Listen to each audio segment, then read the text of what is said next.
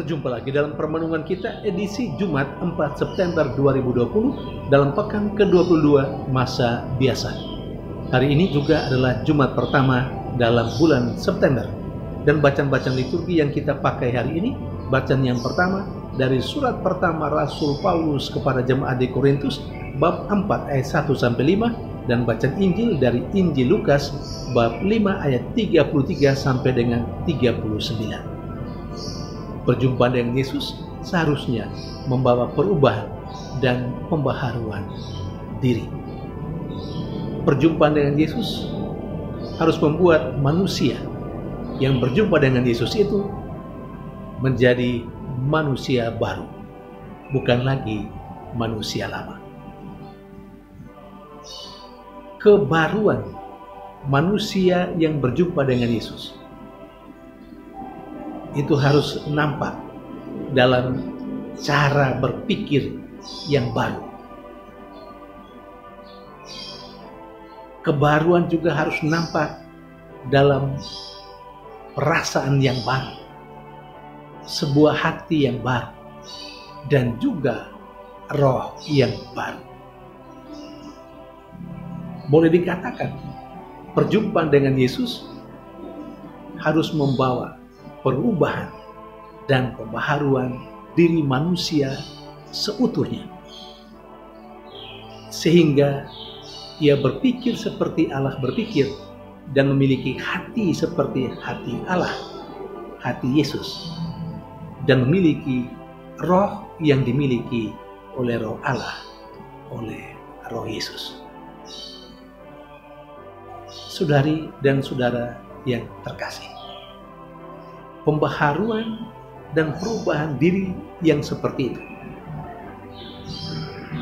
yang digunakan oleh Yesus dalam bacaan Injil hari ini dengan istilah kantong yang baru dan anggur yang baru.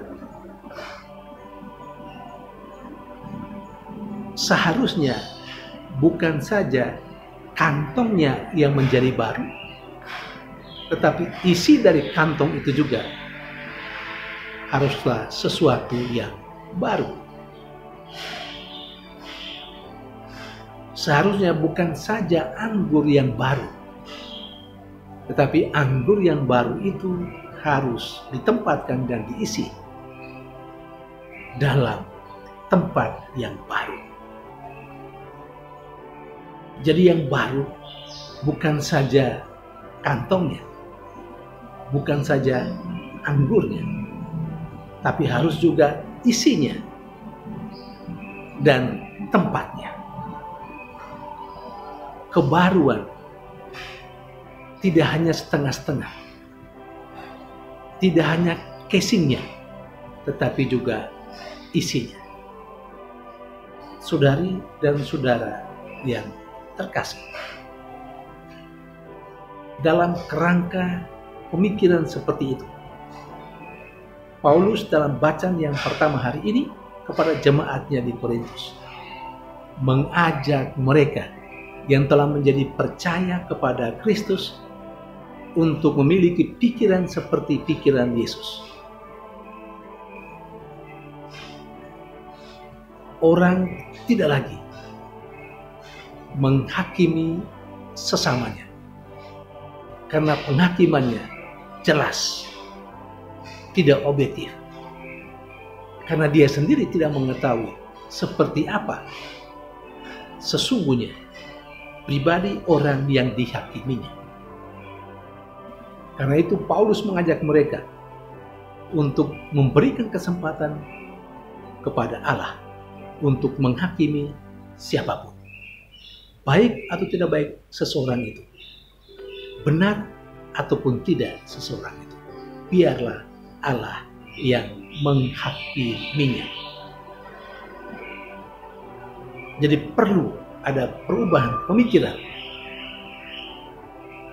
Manusia lama adalah manusia yang cepat menghakimi.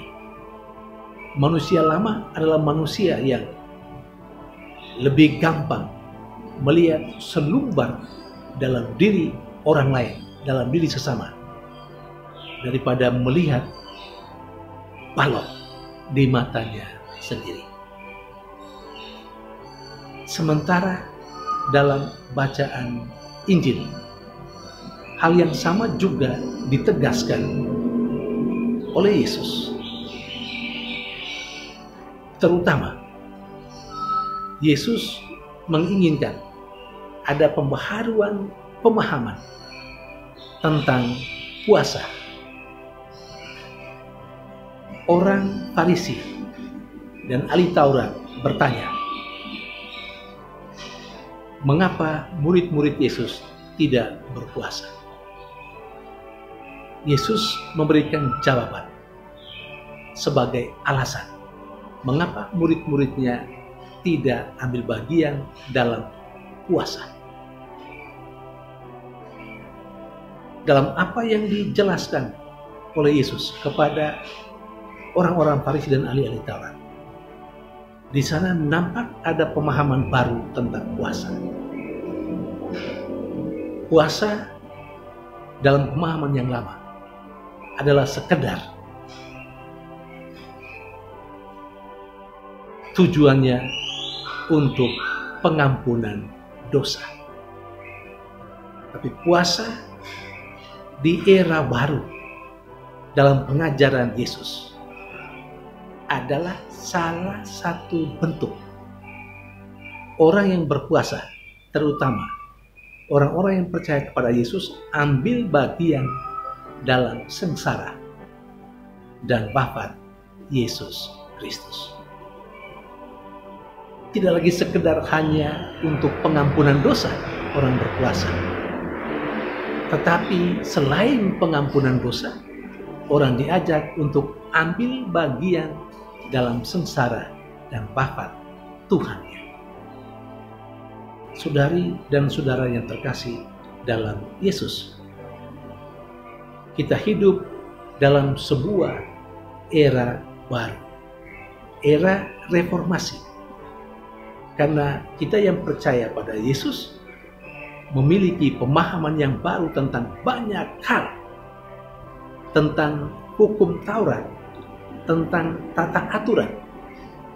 Dan Yesus membawa sebuah pengajaran yang baru, tidak pertama-tama untuk menghilangkan yang lama, tapi untuk menyempurnakannya. Maka yang pertama-tama perlu kita ikuti dan taati adalah yang baru, yang diajarkan oleh Yesus. Maka kita tidak saja diibaratkan dengan kantong yang baru, tapi sekaligus kita diajak kantong yang baru itu juga memiliki isi yang baru. Saudari dan saudara terkasih, kalau kita harus jujur dengan diri kita sendiri dan di hadapan Tuhan, kita harus akui kita memang adalah kantong yang baru, karena kita menjadi percaya kepada Yesus, pembawa perubahan dan tata dunia yang baru. Tapi terkadang isinya bukanlah hal yang baru yang diajarkan oleh Yesus. Kita banyak kali tetap menghayati hal-hal yang lama seperti yang diajarkan oleh hukum Taurat. Semoga bacaan-bacaan liturgi hari ini menjadi inspirasi bagi kita untuk mari kita membaharui kehidupan, menjadikan diri kita kantong yang baru dengan isi yang baru pula, yang sesuai dengan ajaran dan kehendak Allah dalam diri Yesus. Tuhan memberkati.